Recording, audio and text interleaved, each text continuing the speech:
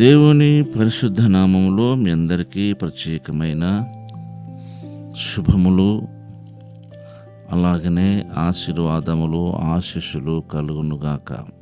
Today's God's promise, ఇర్మీయా గ్రంథము 32వ అధ్యాయము 40వ వాక్య భాగం. నేను వారికి మేలు చేయుట మానకుండునట్లు నిత్యమైన నిబంధనను వారితో చేయుచున్నాను. వారు నన్ను విడువకున్నట్లు వారి హృదయములలో నా ఎడల భయభక్తులు పుట్టించెదను. ఒకటే వాక్యంలో రెండు విషయాలు దాచబడి ఉండే. ఇందులో ఒకటి, నేను వారికి మేలు చేయుట మానకున్నట్లు. వారికంటే మీకే లేదా మనకు, దేవుడు మనకు మేలు చేయుట మానకుండా ఉండునట్లుగా నిత్యమైన నిబంధనను మనతో చేస్తున్నాడు. ఏంటి ఆ నిబంధన అంటే, మనము దేవుణ్ణి విడవకున్నట్లు మన హృదయములలో దేవునికి పట్ల భయభక్తిని పుట్టిస్తాడట దేవుడు. మనకు స్వతహాగా భయభక్తులు ఉండవు దేవునిలో. ఏదైనా ఒక కార్యం చేస్తే తప్ప దేవుడు మనలో, అప్పుడు ఆయనలో భయమును మనకు కలుగుతుంది, ఆయనలో భక్తి మనలో కలుగుతుంది. ఇంకా మనలో ఆయన భయభక్తిని పుట్టించే ఆత్మను ఉంచుతాడు. యెషయా గ్రంథం 11వ అధ్యాయం వాక్య ప్రకారంగా స్వతహాగా మనకు భయము భక్తి అనేది ఉండదు కనుక మనము ఆయనను విడవకుండున్నట్లు అనే మాట గమనించండి. మనం ఎన్నో విషయాలలో, ఎన్నో సందర్భాలలో, ఎన్నో పరిస్థితులలో దేవుణ్ణి విడిచిపెడుతూ ఉన్నాము. మన మట్టుకు మనం అనుకుంటున్నాము దేవుని పట్ల ఎంతో యథార్థత కలిగి ఉన్నాము, నమ్మకత్వం కలిగి ఉన్నామని అనుకుంటున్నాము. కానీ దేవుడు తన యొక్క త్రాచులో మనల్ని తూచినప్పుడు మనం చాలా డెలికేట్గా ఉన్నాం, చాలా తేలికగా ఉన్నాం.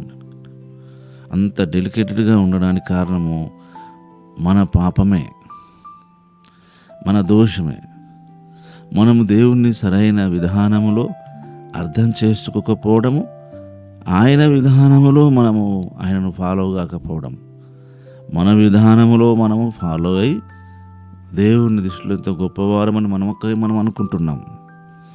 కనుక ఈ వాక్య భాగములో మనము దేవుని విడవకున్నట్లు మన హృదయములలో దేవుని పట్ల భయభక్తిని కలిగించే దేవుడు, ఆయన ఎడల మనకు భయభక్తిని పుట్టిస్తాడు. అప్పుడు ఇక దేవుని పట్ల ఎంతో నమ్రత కలిగి ఉంటాం. కనుక దేవుని ఈ వాగ్దానం నెరవేర్పు కొరకై మనల్ని సిద్ధపరుస్తున్నాడు.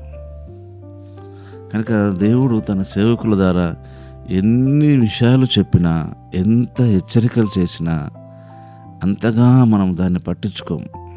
ఏదైనా అద్భుతం చేస్తాడు దేవుడు అంటే మాత్రం పాస్టర్ గారి మాటను బాగా నమ్ముతాం. లాభము వచ్చే విషయాలైతే, మన డబ్బులు పోయే విషయం అయితే మాత్రం నమ్మం.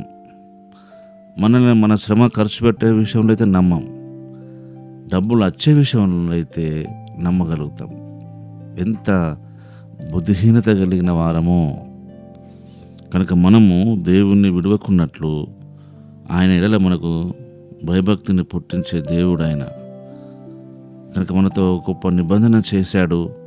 ఆ నిబంధన మనం దాన్ని అబ్జర్వ్ చేయాలి. ఆ మాట చూడండి, నేను వారికి మేలు చేయుట మానకుండునట్లు. మనకు మేలు చేయడం అనేది మనము ఆయన ఎడల భయభక్తి కలిగి ఉండడానికి కలిగిన ఒక ప్రక్రియ.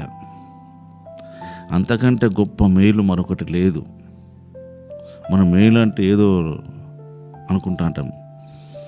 మనకు మేలు చేయుట దేవుడు మానకున్నట్లు నిత్యమైన నిబంధనను మనతో చేసిన దేవుడు. ఆ నిత్యమైన నిబంధనే మనకు ఆయన ఎడల భయభక్తి కలిగి ఉండడానికి ఆయన చేసే కార్యం. ఇంత గొప్ప దేవుణ్ణి కలిగిన మనం ఎల్లప్పుడూ కృతజ్ఞత కలిగి ఉండడానికి ప్రయత్నం చేద్దాం, సమర్పించుకుందాం. అలాంటి కృప దేవుడు మనకు అనుగ్రహించును గాక. పరిశుద్ధుడు అయిన తండ్రి, ప్రేమ కలిగిన దేవా, నీకు స్తుతి చెల్లిస్తున్నాం. ఇది నా వాగ్దానంకై వందనాలు చెల్లిస్తూ యేసు నామములోనే ప్రార్థిస్తున్నాం తండ్రి, ఆమేన్.